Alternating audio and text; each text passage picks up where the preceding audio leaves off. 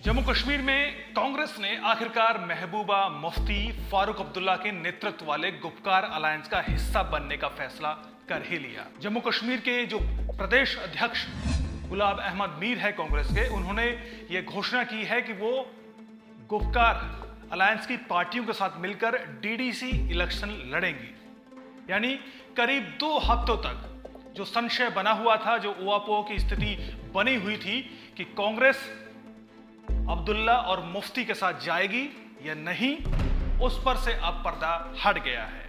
अब स्पष्ट हो गया है कि कांग्रेस भी गुपकार गैंग की लाइन पर उन्हीं के साथ एक पेज पर है। पहले कांग्रेस ने एक घोषणा की थी कि वो डीडीसी इलेक्शन लड़ेंगे, उसका बॉयकॉट नहीं करेंगे। उसके बाद फारूक अब्दुल्ला और महबूबा मुफ्ती के गुपकार अलायंस ने भी ये घोषणा की थी कि वो भी डीडीसी इलेक्शन लड़ेंगे। हालांकि तब ये तय नहीं हुआ था। पत्रकार तब भी बेचैन थे ये जानने के लिए कि भाई तीनों मिलकर चुनाव लड़ेंगे या अलग अलग चुनाव लड़ेंगे। लेकिन सोमवार की सुबह फारूक अब्दुल्ला ने एक बयान में साफ कर दिया कि दरअसल कोई अड़चन नहीं है, कोई संशय नहीं है, कांग्रेस पहले से ही गुपकार अलायंस के साथ है। और जो गुलाम अहमद मीर हैं वो फारूक अब्दुल्ला से मिलने पहुंचे थे सीटों के बंटवारे को लेकर। अब यह तय हो चुका है कि कांग्रेस गुपकार अलायंस के साथ मिलकर उनके साथ खड़ी होगी, उनके साथ आर्टिकल 370 की वापसी के लिए लड़ाई लड़ेगी और फिलहाल डीडीसी इलेक्शन लड़े जाएंगे।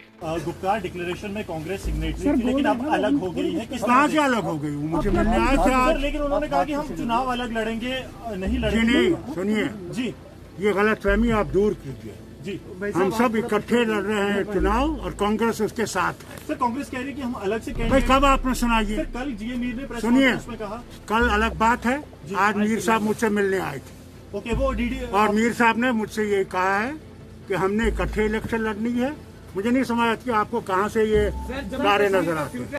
दरअसल संशय की स्थिति इसीलिए भी थी क्योंकि जम्मू कश्मीर में कांग्रेस के नेता लगातार अपने नेतृत्व को बता रहे थे कि जम्मू कश्मीर के लोग नहीं चाहते कि आर्टिकल 370 की वापसी हो, वो खुश हैं। लिहाजा अब इस मुद्दे को छोड़कर आगे की राजनीति पर बात होनी चाहिए। और जब डीडीसी इलेक्शन की घोषणा हुई थी तो प्रदेश जो अध्यक्ष है गुलाम अहमद मीर, उन्होंने बाकायदा पंचायती राज व्यवस्था को राजीव गांधी का मिशन, उनका सपना और राहुल गांधी का सपना घोषित करके इसमें हिस्सेदारी लेने की बात कही थी। जबकि फारूक अब्दुल्ला और महबूबा मुफ्ती लगातार आर्टिकल 370 की वापसी और आर्टिकल 35A की वापसी के लिए देश विरोधी बयान दे रहे थे। ऐसे में दरअसल कांग्रेस गुपकार अलायंस से अपने आप को जोड़ने से कतरा रही थी। लेकिन जब डीडीसी इलेक्शन की बात आई तो खुलकर कांग्रेस सामने आ गई है। कांग्रेस ने कहा है कि वो गुपकार अलायंस की पार्टी के साथ मिलकर चुनाव लड़ेगी। हालांकि सीटों की घोषणा, उनका बंटवारे को लेकर घोषणा बाद में की जाएगी। हालांकि घोषणा तुरंत करनी होगी अगले 2-3 दिनों में ही, क्योंकि 12 नवंबर वो आखिरी दिन है जबकि पहले फेज के लिए नॉमिनेशन होना है। आखिरी दिन है नॉमिनेशन का। हालांकि नॉमिनेशन के बाद 16 नवंबर वो आखिरी दिन है जब नॉमिनेशन वापस लिया जा सकता है। यानी 12 तारीख तक अगर घोषणा नहीं भी होती है तो 16 तारीख तक घोषणा जरूर करनी होगी, क्योंकि पार्टी सिंबल पर चुनाव लड़ा जाएगा। उससे पहले सीटों का बंटवारा होना तय है। पीडीपी साथ में है, नेशनल कॉन्फ्रेंस है, पीपल्स कांग्रेस है, सज्जाद लोन की कम्युनिस्ट पार्टी है, तारिगामी उसके नेता हैं। इसके अलावा जो कांग्रेस है, 4 बड़ी पार्टियां, 4 से 5 बड़ी पार्टियां हैं जो कि जम्मू कश्मीर में मिलकर बीजेपी के खिलाफ चुनाव लड़ने की ताल ठोक रही हैं। लगातार बयानों से जो सामने आ रहा है वो सिर्फ बीजेपी पर ही निशाना साधने की कोशिश कर रही हैं।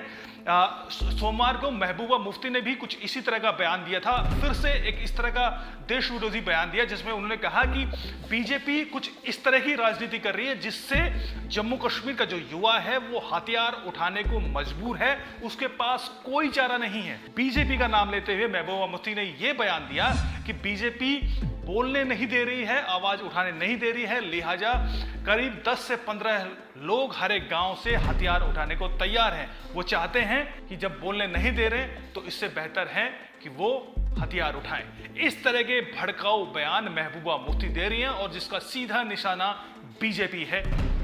हालांकि इसका सीधा असर हमारे देश की राजनीति और देश की सुरक्षा व्यवस्था को यहां पर खतरा दिखाई देता है, क्योंकि यहां पर जो टेररिज्म है उसको महबूबा मुफ्ती सीधे सीधे एंडोर्स करती नजर आ रही हैं। लेकिन यहां पर महबूबा मुफ्ती जब से वो रिहा की गई हैं तभी से लगातार देश विरोधी बयान दे रही हैं और अब कांग्रेस ने भी उसी देश विरोधी राजनीति को यहां पर एंडोर्स कर लिया है। एंडोर्स करते हुए वो दिखाई दे रही है।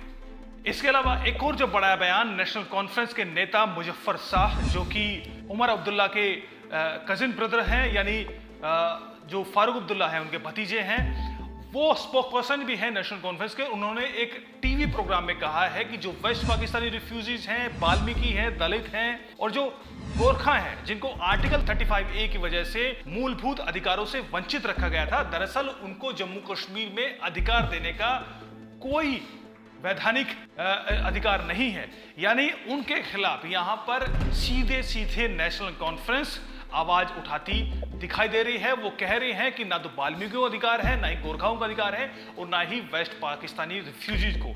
यहां पर कांग्रेस को स्पष्ट करना पड़ेगा कि क्या कांग्रेस भी उनके इस बयान से ताल्लुक रखती है उनसे, या फिर वो अपने आप को इससे अलग करना चाहेगी। लेकिन इस पर किसी तरह की कोई प्रतिक्रिया नहीं आई है और जिस तरीके से लगातार वो डीडीसी इलेक्शन में साथ मिलकर अब लगातार बयान आ रहे हैं, उससे साफ है कि कांग्रेस भी यही मानती है कि जम्मू कश्मीर में वाल्मीकि समाज को, वेस्ट पाकिस्तानी रिफ्यूजी को, गोरखाओं को, महिलाओं को जो अधिकार मिले हैं वो दरअसल गैर कानूनी है, गैर वैधानिक है। बहरहाल जम्मू कश्मीर में बीजेपी को हराने के लिए गठबंधन तो हो गया, लेकिन अब जो असली रसाकसी सरगर्मी देखने को मिलेगी जम्मू कश्मीर की राजनीति में, वो मिलेगी सीटों के बंटवारे को लेकर।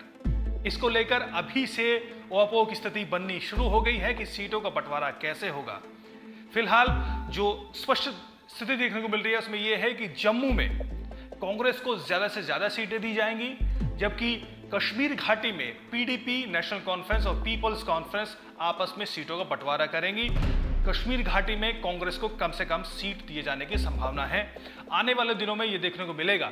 मैं आपको बता दूं कि डीडीसी इलेक्शन होंगे, जो डिस्ट्रिक्ट डेवलपमेंट काउंसिल के इलेक्शन है, ये पहली बार हो रहे हैं जम्मू कश्मीर में पंचायती राज व्यवस्था पूरी तरीके से लागू होने के बाद, और ये संभव हुआ है आर्टिकल 370 के हटने के बाद। और इसका जो पहले फेज का जो इलेक्शन होना है वो होना है 28 नवंबर को।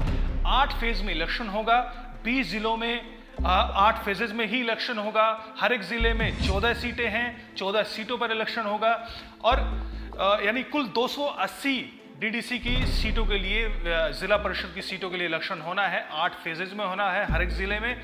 28 नवंबर को पहले फेज का इलेक्शन होगा, 19 दिसंबर को अंतिम फेज का इलेक्शन होगा, 22 दिसंबर को इसका फैसला आएगा। और यहां पर जो देखने वाली बात यह है कि ये इस बार 33% महिलाओं को आरक्षण दिया गया है। इसके अलावा एससी और एसटी को पॉलिटिकल रिजर्वेशन भी इसमें दिया गया है और जो एससी एसटी में भी 33% जो सीटें हैं वो महिलाओं के लिए रिजर्व रखी जाएंगी। यानी ये पहली बार है कि जब महिलाओं, एससी एसटीज को इस तरीके से अधिकार, उनको पॉलिटिकल रिजर्वेशन देकर उनका अधिकार उनको दिया जा रहा है। ये संभव हुआ है आर्टिकल 370 हटने की वजह से, और इसी आर्टिकल 370 के हटने का विरोध कर रही हैं यही पार्टियां, और उसके हटने के बाद जो स्थिति पैदा हुई है उसमें हिस्सेदारी करने का भी घोषणा यही पार्टियां कर रही हैं। बहरहाल बड़ी दिलचस्प स्थिति है। आने वाले दिनों में आपको जो वहां की राजनीतिक सरगर्मी है उसकी खबरें हम लगातार आपको देते रहेंगे। बड़े दिलचस्प चुनाव होने वाले हैं और देखना यह है कि क्या ये तमाम पार्टियां मिलकर बीजेपी को हराने में कामयाब होती है या फिर बीजेपी फिर से उसी तरह का इतिहास दोहराने में कामयाब होती है जिस तरह का इतिहास उन्होंने 2018 के पंचायती चुनाव में दोहराया था। नमस्कार।